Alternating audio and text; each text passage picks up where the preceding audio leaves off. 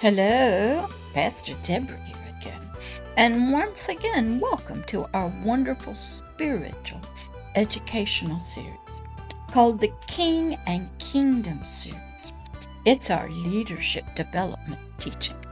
From me, a master teacher, to you, a spiritual disciple.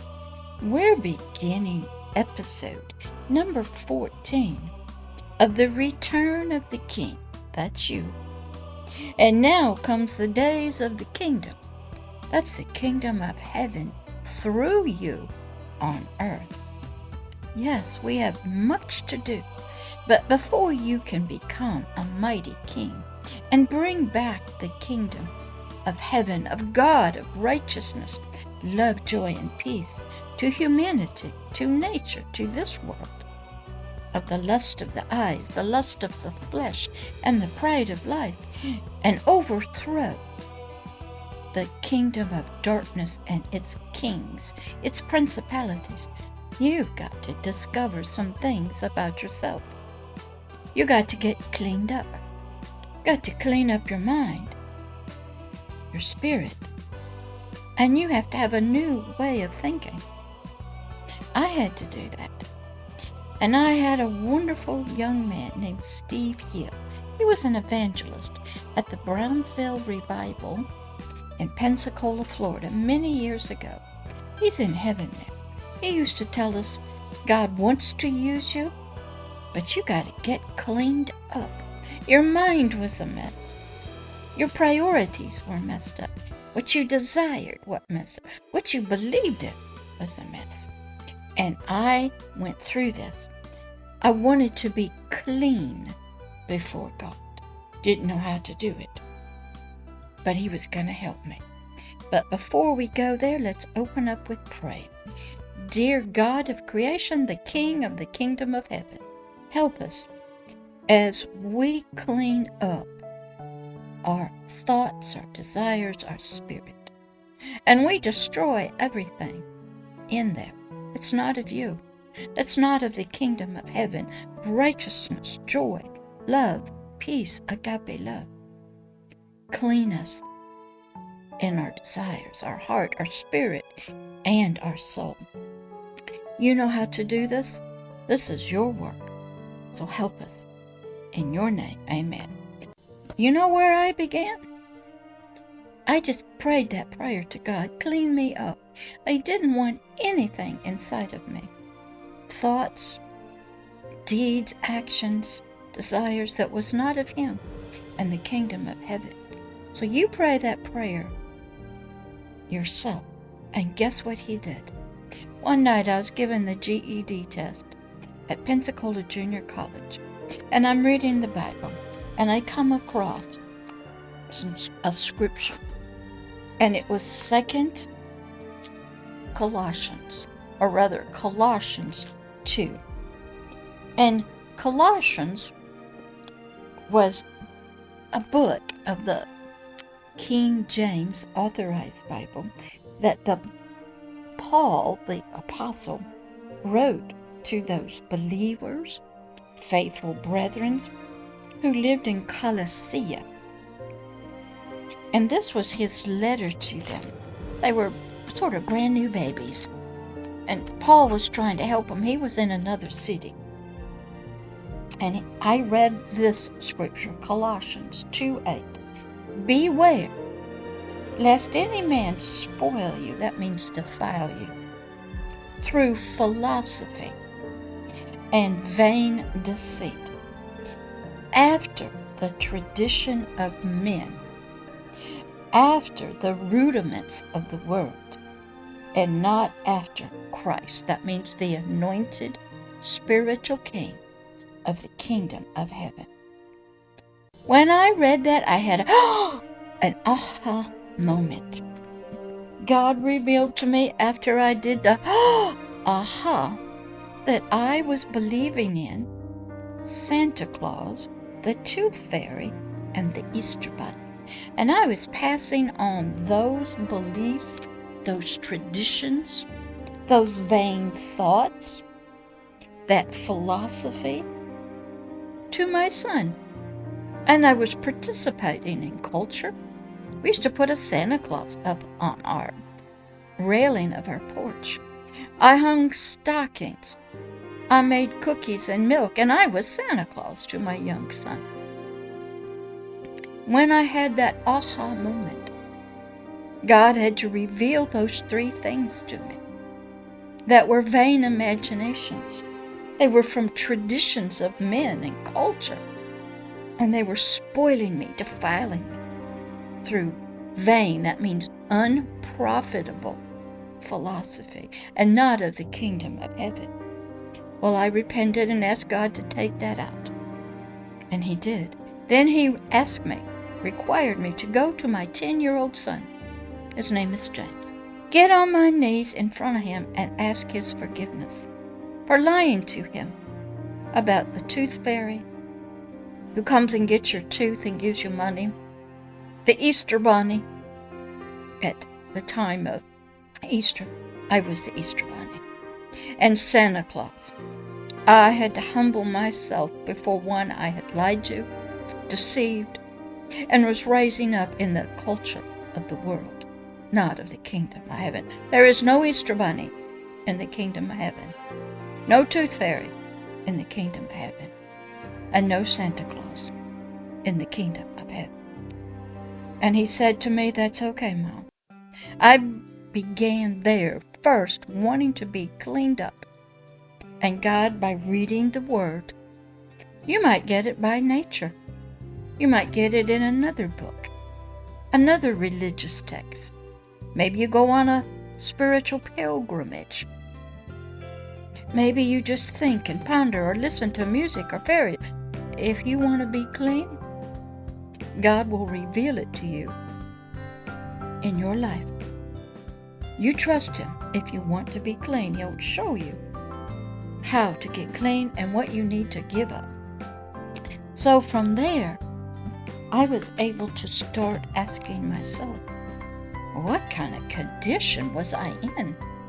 What more needed to be cleaned up in me that I didn't know? I didn't understand what spiritual bondage was, or what spiritual slavery or darkness was. That was in my spirit, on my spirit, even in my biological brain, called my subconscious, my soul. But God would show me. And guess where He began? Yet once again in the Authorized King James Bible, in Isaiah 61. Why Isaiah 61? Because a young man who got sent down here named Christ went to a synagogue one day, and he got up to read Isaiah, and guess what he read? Isaiah 61, verse 1. And what did it say? The Spirit of the Lord God is upon me, because the Lord has anointed me to preach good tidings unto the meek.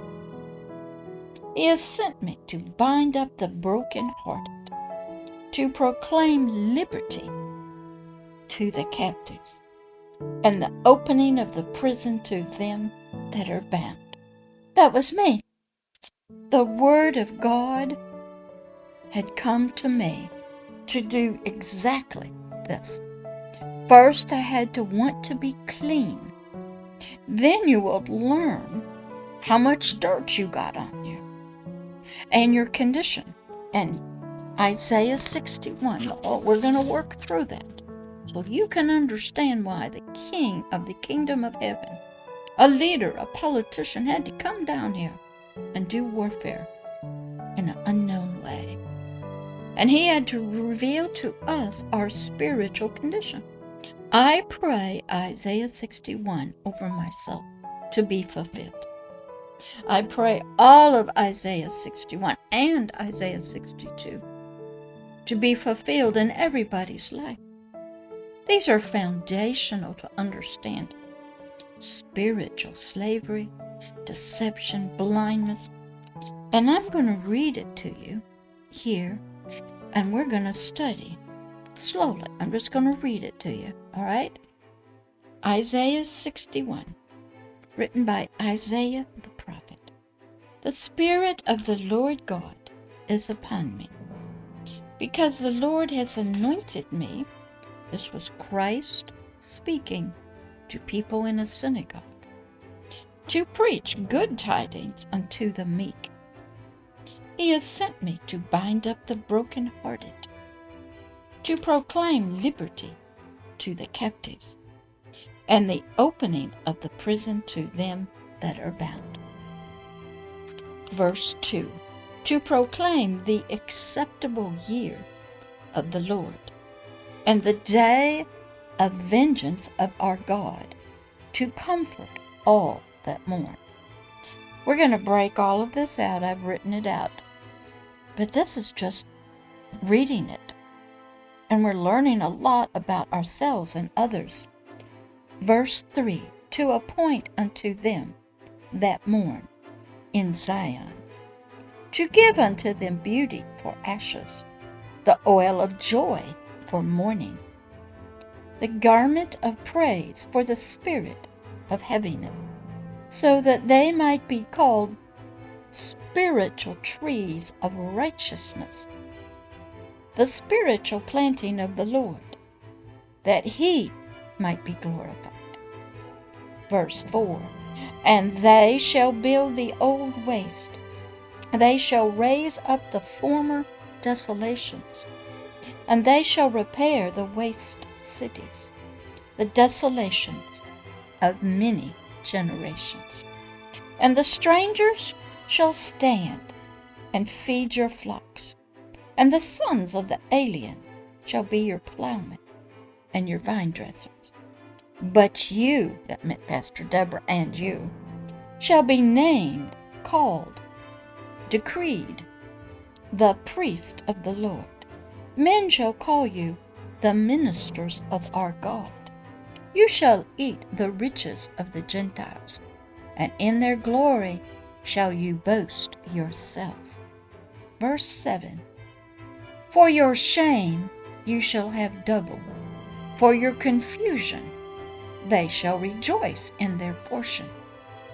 Therefore in their land they shall possess the double. Everlasting joy shall be unto them. Now I'm going to break all of this out deeper in this series, because you can't become a leader till you know the condition of those that you're trying to help. Verse 8, for I, the Lord, love judgment. I hate robbery for burnt offering, and I will direct their work in truth, and I will make an everlasting covenant with them. Verse 9, and their seed shall be known among the Gentiles, and their offspring among the people. All that see them shall acknowledge them, that they are the seed of the Lord, which the Lord has blessed.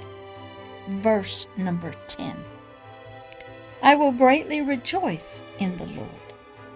My soul shall be joyful in my God, for he hath clothed me with the garments of salvation. He has covered me with the robe of righteousness, as a bridegroom decks himself with ornaments, and as a bride adorns herself with her jewels. Verse 11, for as the earth brings forth her bud, and as the garden causes the things that are grown in it to spring forth, so the Lord God will cause righteousness and praise to spring forth before all the nations. That was foundational in my life. I learned my condition spiritually. I learned the condition of my soul. And I learned about you. I couldn't become a leader and a king and a teacher until I got free. And I understood about slavery, oppression, why you needed change of clothes, why you needed to be cleansed, why you were in slavery in prison. I had to study. And that was the foundational scriptures that helped me. So here in this section, this part of the King and Kingdom series, our leadership development, We're just beginning to understand the need of our spiritual transformation. We have to get cleaned up, but you can't get cleaned up till you know that you're dirty. You have to desire to be clean, have clean thoughts, clean actions, clean deeds. And that's the first step. Then ask God to clean you up and He'll start showing, and then you will change. It's hard. I know because I've been there. Then you start studying the deepness spiritually of your condition. First, learn about yourself. Get free. Become a tree of righteousness with new clothes, new garments, new light, new thoughts. Then you study leadership development, being a king. Then you study the kingdom. Then you study agape love, the spiritual gifts. Then you are ready to be sent out to help others. All right, I'm going to close right here in this part, number 14, this episode. And we're beginning to see we are a mess. We can't even get our spiritual gifts given to us yet. You got a whole armor of God that you have to put on. You have to have spirits of power and glory and might given to you. And other gifts. You can't get there till you get clean. Got to take a bath. Got to clean up your mind, your biological mind, your soul, and your spirit. And we begin here, like I did. All right, I'll see you on the next episode. Should be episode number 15 of the King and Kingdom series. Our leadership development. We want the return of the King, that's you, so you can bring forth the days of the kingdom of heaven on earth, in nations, in your family, in your community, in your government, in your businesses. We got a lot of work to do, so let's get started. I'll see you in the next episode. This is Pastor Deborah. Bye-bye.